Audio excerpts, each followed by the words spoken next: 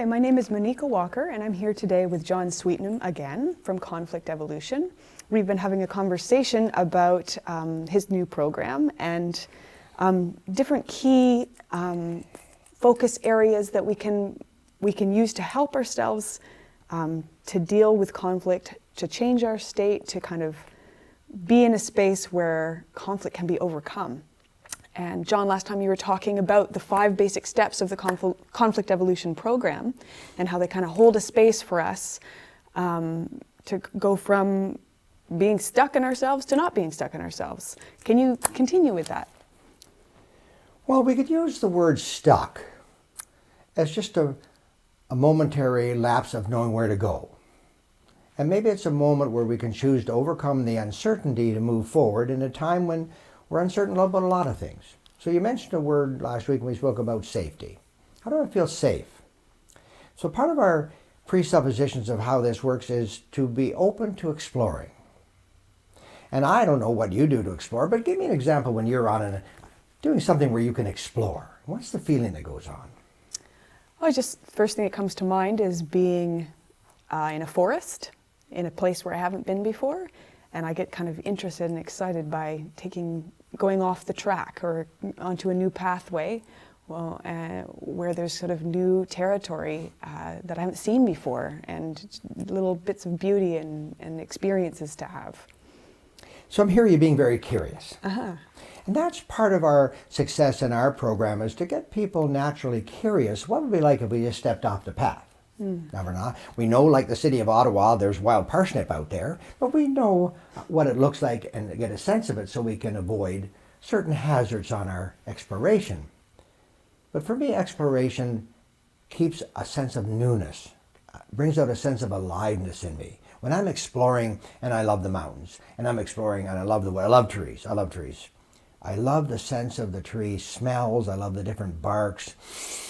I love the undergrowth. Sometimes flowers, wildflowers, like this time of year, the lily of the valley, or the different flowers are coming up. The native flowers come up in the exploration of the forest. You know, this time of year, you get a lot of dog, whatever it is, violets, whatever they are, all little purple the ones. bluebells or something? Bluebells too. There's a lot of flowers come up that you never see unless you got off the path. So when we start to explore, we're seeing a lot of things that we might have read about, but we don't really know their existence. So when we really start to explore, we actually become aware of the richness of how much more there is than we originally saw, or even thought existed. And I can't even pronounce the names of all the flowers, but I know they're there. I know the purple ones and the blue ones and the white ones and even some stray daffodils pop up, and there used to be some yellow ones pop up down by the brooks and things that I don't see them so much anymore, but I know that they're there. If I explore deep enough into the forest, that there's a whole range of new possibilities just in the flowers, let alone new trees, new growth. I always remember being in the cathedral forest out on the island up past Parksville in the North Island of Vancouver, going into Cathedral Forest. And when those big redwoods or trees would fall down, and they'd be as big around as 10, 12, 15, 14 feet, they would let them rot there. And then within a few years, new trees would be growing right up out of the old tree, the moss and the lichens and nutrition, and trees would grow out of trees. And at best, when they fell over the trail in the ice storm in the 98, I was out there in 99 after the ice storm, they just took a big chainsaw, and cut off like a sidewall, looked like going through a wood dam where the trail went right through, and these are there, and they're just new growth going to happen out of it.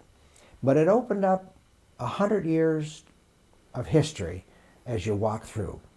You saw all the growth rings. You're there, right there, and there it is right there in front of you, a ring after ring after ring, and you can only sit there and imagine when somebody opens up to something, how many lifetimes or years, because these have been living for decades, and some might say 200 years. I saw a redwood that was claimed to be there 700 years, the oldest tree, you can believe, not right there, but in the island.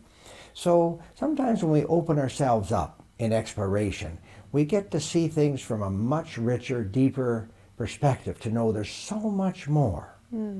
There's so much more in people, so much more in opportunities to resolve things, so much more in ways we might see ourselves in it.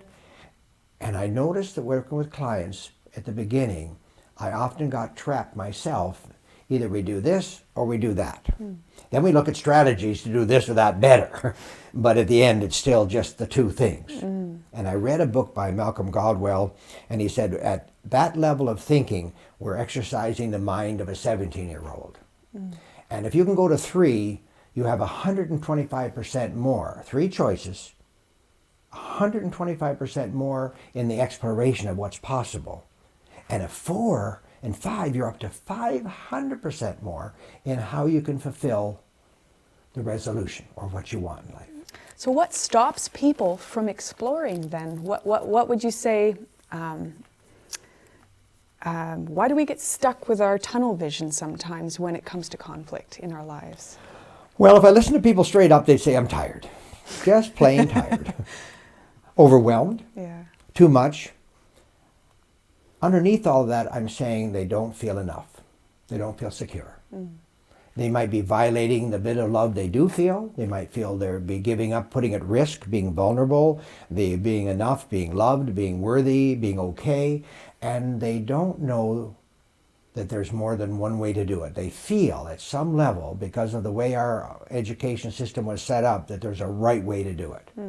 And I can honestly say over the years, 2 different people, there's more than one right way to do things. And I think that's been very freeing for my clients to know that they're enough, that there's not just one right way, and that even if we do rumble a bit, we'll still be loved, and we can still explore, and we can still risk being wrong.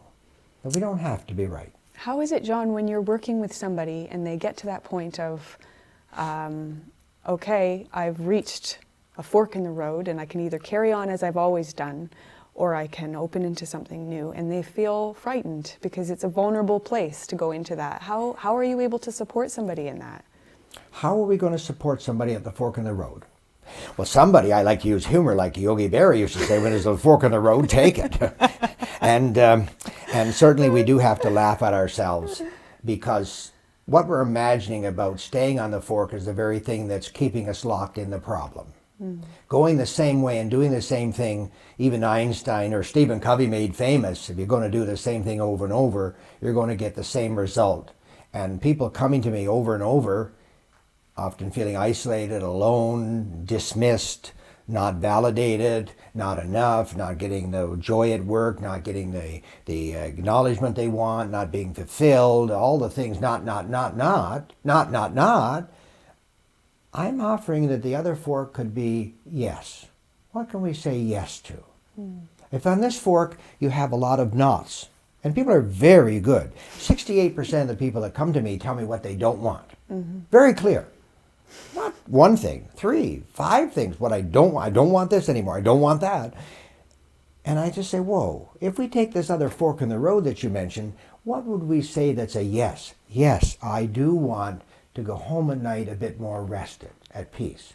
Yes, I want to enjoy my work. I actually like my work, wasn't for that idiot over there. And yes, I really enjoy that I have a good job.